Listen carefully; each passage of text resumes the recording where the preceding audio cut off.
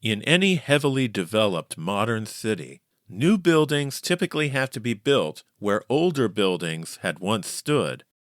Hartford, Connecticut is no exception. The city has a long history of many such replacements of buildings over time. Whatever one might think of the aesthetic quality of the newer constructions, at least one can say that the city is moving forward and adapting to changing tastes. Far worse are the situations where old structures, some of them of historic value and architectural beauty, are demolished and nothing replaces them but a parking lot.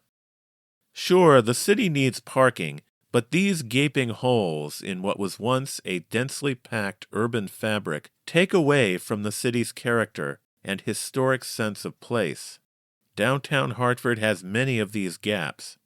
In recent years, some of these parking lots, like the ones at the intersection of Park Street with Main Street, have been redeveloped as part of the revitalization of the city, while there are plans to eventually overhaul others. But many are likely to remain parking lots for the foreseeable future. Hi, this is History with me, Dan Sterner. Please consider subscribing to this channel as we explore 8 downtown Hartford examples of buildings lost to parking lot paveovers. Number 8. Right at the corner of Main and Morgan Streets, just north of the former G. Fox & Company department store building, is the Morgan Street parking lot. This was once the site of the 7-story Plourde building, built in 1911 by John A. Plourde, an immigrant from Denmark whose successful grocery business occupied the ground floor. He advertised his business as the Big White Store because of the building's white stone trim. Plourde was an avid breeder of horses who would drive his own team in harness racing.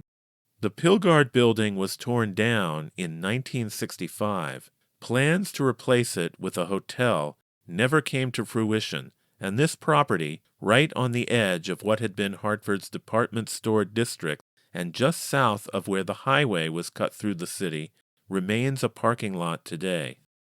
Number 7. Uccello Street, just north of Church Street, is also just south of the highway. Here, there are parking lots on both sides of the street. On the north, the Big Lot, next to the modern Metro Center building, was once the location of St. Patrick's Parochial School, which became St. Patrick's St. Anthony's School when the two parishes were merged in 1958. Designed by noted Hartford architect John J. Dwyer, the school was built in 1896 and it was torn down in 1982.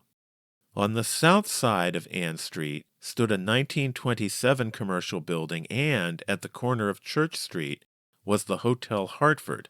Designed by Bailey and Goodrich of Hartford, it was originally built in 1899 as an apartment and hotel building called Lenox Court. By the early 1980s, it was in rundown condition, and the city had long been trying to figure out how to rehouse its many low-income residents. But in 1986, when significant structural cracks appeared on the building's south wall, it was declared unsound and had to be demolished. Number 6. A few blocks south on Uccello Street, at the corner of Asylum Street, is the former site of the grand 5-story mansard-roofed Foster block, built in 1871 for Foster & Company wholesale grocers. It was acquired in 1905 by the Hartford liquor and real estate mogul Patrick Donahue, who renamed it the Weldon Building after his wife's maiden name. In later years, the building lost its upper floors and its distinctive mansard roof, and it was torn down in 1982. Number 5. Moving to the South Downtown neighborhood, east of the Bushnell Theater and the large state office building, there are massive parking areas between Capitol Avenue and Buckingham Street. Plans to redevelop this area as the mixed-use Bushnell South project have slowed in recent years. A century ago, This was a tree-lined area with many Victorian-era houses and apartment buildings. We can only hope that when construction does commence here, whatever is built will capture some of the feel of the leafy neighborhood that was destroyed in the mid-20th century. Number 4. There is no historic marker to show the significance of the parking lot at the southeast corner of Allyn and High Streets. But this was the site of one of the most tragic incidents in the city's history. In the early morning hours of February 18, 1889, a boiler explosion shook the Park Central Hotel, leading to a catastrophic collapse of much of the building. 22 people were killed in what was Hartford's worst disaster before the infamous 1944 circus fire. A new hotel, called the Vendome, soon rose on the site. It was eventually taken over by the Hartford hotel magnate Harry Bond, who renamed it the Bondmore. In 1965, after the Bond hotels went bankrupt, the Bond property was acquired by the Archdiocese of Hartford, which demolished the old hotel. The site remains a parking lot, with no marker to indicate the devastating event that once took place here. Number 3. Visitors who enter Hartford from the west, heading down Asylum Street past Union Station, are greeted by a large parking lot. Situated along Ford Street between Asylum and Pearl Streets. At one time, this gateway to Hartford was dominated by the Grand Hilton Hotel, which was erected in the early 1950s as the Statler Hotel. When the Hilton opened in 1954, it represented the epitome of New York-style sophistication and refinement. It had the largest ballroom in the state and towered over the neighboring Bond Hotel, the city's previous benchmark for high-class elegance. The Hilton was given a new look in the early 1980s, but ended up being demolished less than a decade later in 1990. Nothing has come yet of various plans over the years to build on this valuable site across from Bushnell Park. Number 2.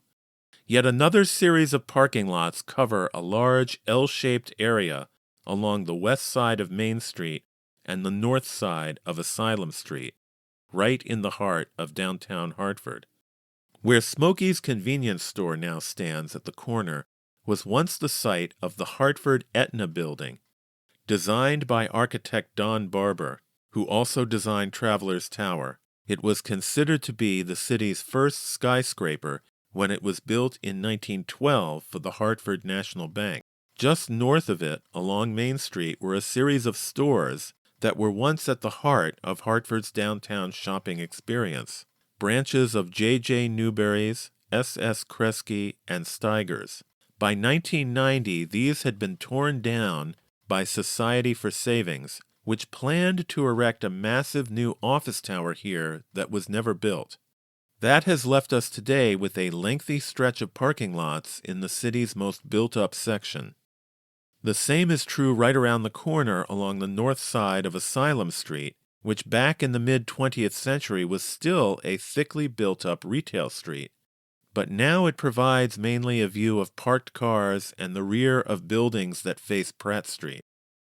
For number 1, we return to the western end of downtown, at the end of Pearl Street, just across Pearl from the Hilton, which was number 3 on our list. This was once the site of the grand Romanesque-style YMCA building of 1893. Designed by Hartford architect Edward T. Hapgood, its turrets complemented the architecture of the neighboring Soldiers and Sailors Memorial Arch. Almost 80 years later, lacking the funds to renovate the building and in need of parking space, the Y decided to demolish it. Although the building did come down in 1974, the fight to save it over a half-century ago by local activists and culture organizations is often regarded as the birth of Hartford's preservation movement. It was a significant early battle for the now defunct Hartford Architecture Conservancy, which had formed the year before to try and save the old Hotel Guard building from demolition. The Hartford Preservation Alliance continues this work today And we are now in a very different world where there are tax credits for historic rehabilitation and adaptive reuse of old buildings. I hope you enjoyed this video about Hartford's parking lots where great old buildings once stood. Hopefully new structures will someday fill these spaces, and that these will be great new buildings that will add to the texture of the city. Thanks for watching.